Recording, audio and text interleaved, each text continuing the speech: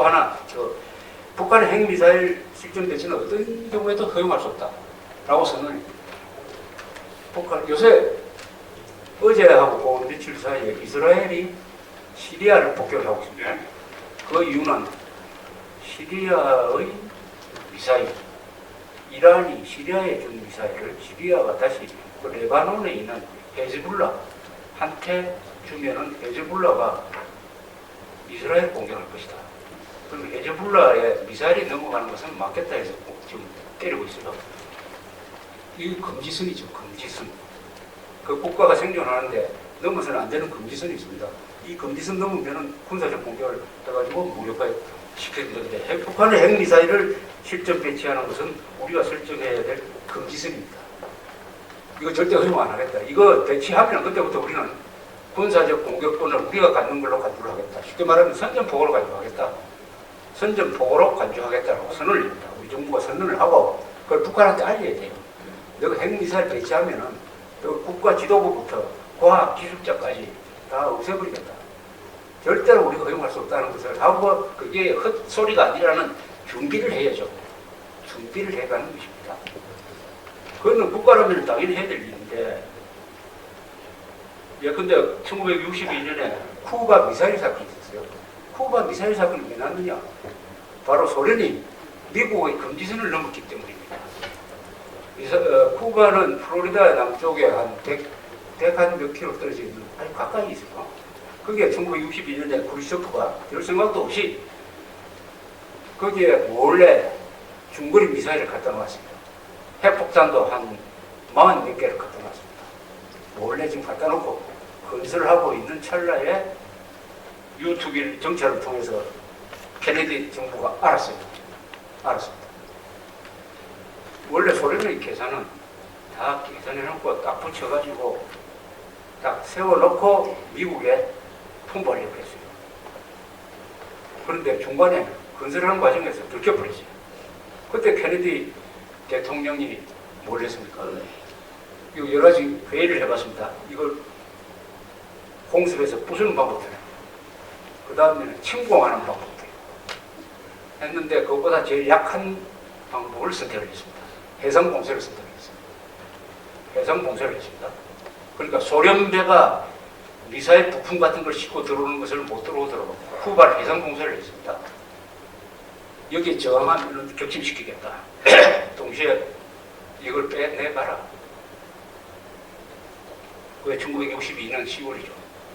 세계가 처음으로 이거 잘못하면 미소 핵전쟁이 일어나겠구나 하는 것을 느꼈던 그 한 일주일간의 시간이 있습니다. 그거 아마 생생하게 기억나실 거예요. 케네디가 암살되기 1년 전입니다. 이렇게 한 것은 금지선이 말해요.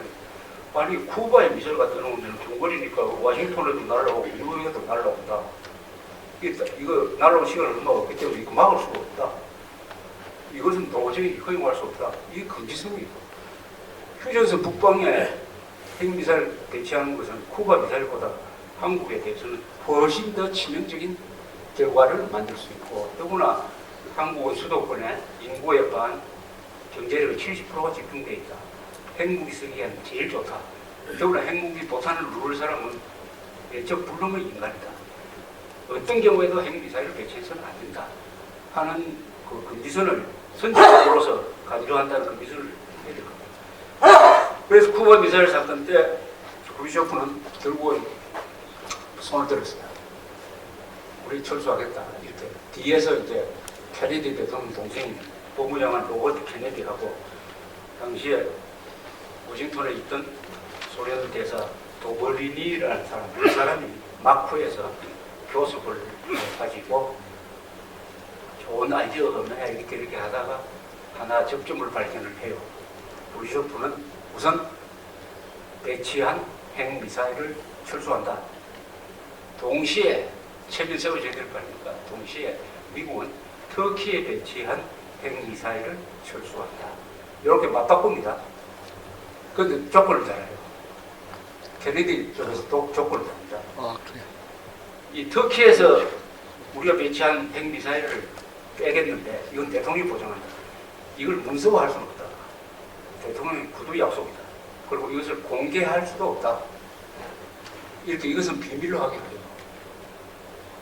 그래서 발표가 돼서 핵 전쟁을 맺었습니다. 또 케네디 행정부 하나 더 약속을 해요. 앞으로 쿠바를 침공하지 않겠다. 지금까지 쿠바를 저렇게 좀 애물단지겠지만 봐주는 이유가 그때 약속한 게 있기 때문입니다. 쿠바를 침공하지 않겠다. 이렇게 발표를 했어요. 누가 봐도 후르시초프가 항복한 것을 대표했어요. 그때 만약 소련에서 미국은 터키에 배치한 핵미사일을 동시에 철수한다 하는 것을 꼭 공개를 해야 되겠다. 체면 문제다. 우리도 소련 사람들한테 좀 뭐 설명을 해야 될 거 아니냐. 이렇게 했으면 아마 케네디가 끝내는 양보했을 거예요. 그런데 후르시초프가 그것을 받았어요. 아주 어떻게 보면 거의 대등한 게임을 한 건데 완전히 대외적으로 특히 소련의 지도부라든지 소련 사람한테는 후르시초프가 괜히 불장난해가지고 손들어버렸다. 후르시초프에 대한 신뢰가 깨졌습니다. 그것 때문에 그것도 그 중요한 이유입니다. 2년 뒤에 소련 공산당 정치국 회의에서 회의를 해가지고 후르시초프를 추방할 때 딱 보고에 나왔어요. 그게 나왔습니다. 그러니까 이 언론, 이 홍보라는 게 얼마나 중요한지 그때 발표하느냐 안 발표. 실제로 보면 다 비등비등해요. 어떻게 보면 소련이 더 어떻게 많아요. 쿠바의 안전을 보장한다. 터키에 배치했던 핵미사일 빼내간다. 그걸 발표를 안 했기 때문에 후르시초프가 진 사람으로 이 게임에서 패배